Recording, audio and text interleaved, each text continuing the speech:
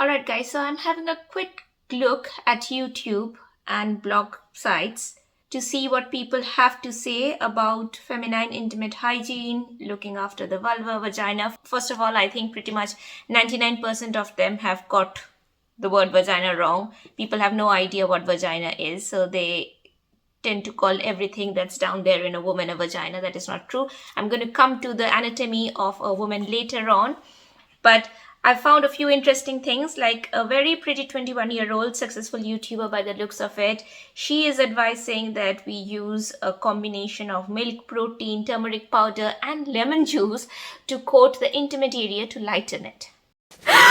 And that has clocked 2.6 million views as of today, and there's another one almost 3 million views too, and this one suggests using scented wipes to smell good for your man. Namaskar, hello, thank you so much for joining me. My name is Pritha. I'm a practicing gynecologist working in London, originally from India, and I want to set the record straight when it comes to intimate feminine hygiene. Skin of the intimate area of a woman is different from that of the rest of the body. It is more sensitive and delicate and becomes increasingly thinner and drier with age. It is designed to withstand higher temperature and moisture coming from normal vaginal secretions, semen, urine drops, and even poo particles. Anatomically, it is semi-hidden, so nature has devised a way to keep it protected. Nonetheless, trouble with private bits happen more often than one would imagine, and things like itching, soreness, pain, change in color or texture are common reasons for presenting to a gynecologist's office. In my professional experience, in most cases, they are self-inflicted, possibly because of all the misinformation that is floating around.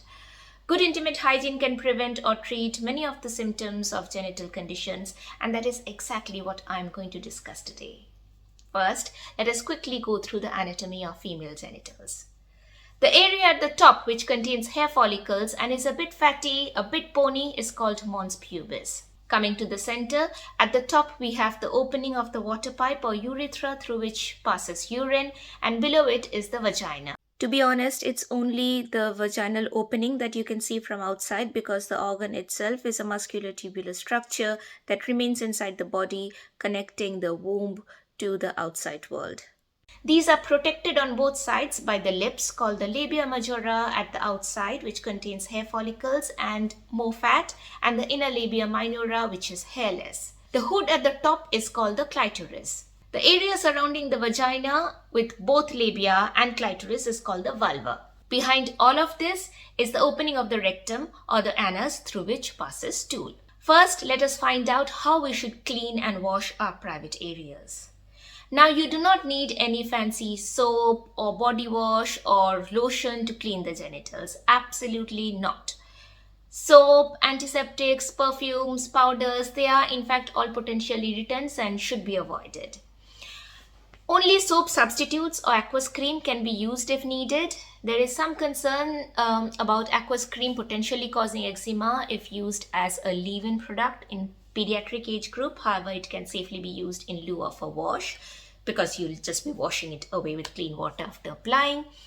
Too much washing can do more harm than good, and only once a day cleaning is enough. Also, a shower is preferred to a bath, as the sensitive area gets exposed to dirty water and chemicals from bubble bath and other products for a less amount of time when you're showering. If you do wish to take a bath, it is advisable to coat the area with a protective layer of emollient first. Emollients are moisturizing agents that protect and hydrate skin, and can also be used if your shampoo, conditioner or body wash is suspected to irritate the genital areas. So you use it first, then go for a shower, because when you take a shower, water moves towards the ground under the effect of gravity, and whatever you apply to your top half can affect the intimate bits. After washing, dry by patting with a soft towel or use hairdryer on cool settings. Please do not rub or scrub with anything, not whilst cleaning, not when drying.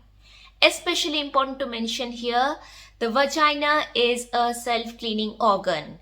The human body is cleverer than we give it credit for. Honestly, the vagina has a very delicate balance of bugs that normally live in it and keeps it healthy, a pH that is different from surrounding areas, and glands that keep lubricating and cleaning it. It provides a safe pathway for semen to go up, blood to come out, and a full human baby to be born. It can take care of itself, just leave it alone. Vagina is structurally different from other parts of the skin. It's not even a part of skin, and unless you're specifically asked to use something inside by your doctor, please do not mess with it. Leave the douches and fancy feminine washes in drugstore aisles. The vagina needs no wash. Period. Next, how do we protect the vulval skin? I've already explained what emollients are, and that is all you need daily. You may need to do a bit of trial and error before you can find one that suits you, but please remember that you need only a basic emollient and definitely not something that contains any perfume or essential oil. And just to reiterate, unless prescribed by your doctor, you should not put anything inside the vagina. Looking after the skin of the private area involves more than washing and moisturizing, as anything that comes in contact with it is a potential irritant. Like soaps, shower gels, scrubs, bubble baths, deos, shampoos, wipes, creams, they can all be threats. They can all cause allergy or intolerance. I've already mentioned this before. They should be avoided.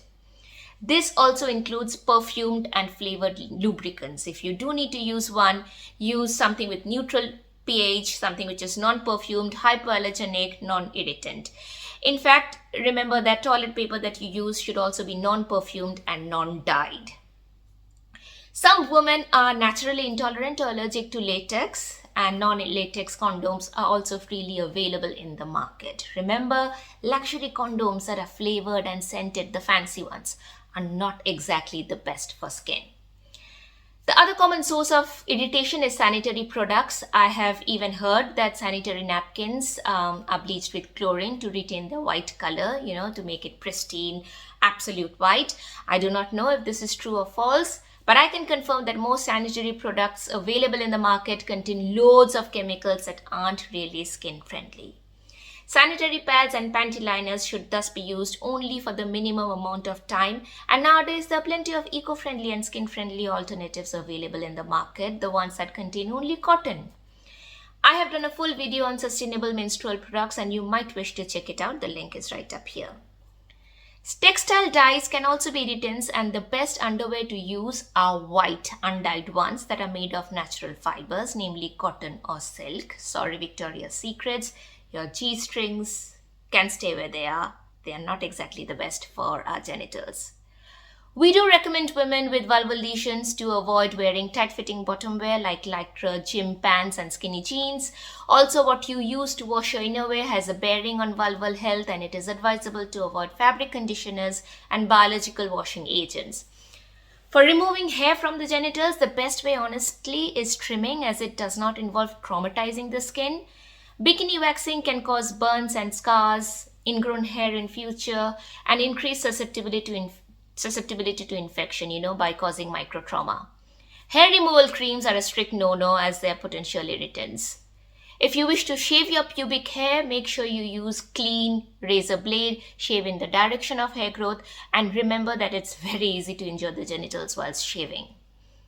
The only way to permanently remove hair from the pubic area is by using laser, and this must only be done by trained specialists. Of course, all these advices apply more for women who experience symptoms of vulval problems, but these are good practice measures, and as we all know, prevention is always better than cure. To sum things up, wash once a day in shower using soap substitute, dry by patting with soft towel, and use a non-scented emollient to moisturize. Wear white, cotton or silk underwear and avoid standard sanitary napkins and panty liners. Wash innerwear with non-biological washing agents without using fabric conditioner. Avoid any scented or dyed product and leave the vagina alone. Interrupting the vagina's normal delicate balance of bugs and pH is going to make you more susceptible to catch infection. Also, please do remember that having secretions from the vagina is very, very normal, and the secretions change with the cycle and with age. If it is obviously foul smelling, or if it appears green or curd-like in consistency, or if it doesn't appear normal for you, then consult a doctor. But the vagina is expected to have its own secretions. A quick mention on tips to avoid urinary tract infection, which unfortunately is quite common in women because the urethra is in close proximity to the anus. There's just the vagina in between. So there are two easy tips. One is that after you have sex, go for a wee, go to the toilet, empty your bladder, even if you feel that there's no urine. Whatever little bacteria may be deposited around the urethra area from penetrative intercourse, they can hopefully get washed away with urination. And tip number 2 is, when cleaning after passing stool, clean from front to back and not from back to front, because the bladder, the urinary bladder and the urine is supposed to be sterile, which means that there should not be any bacteria, any organism in there normally.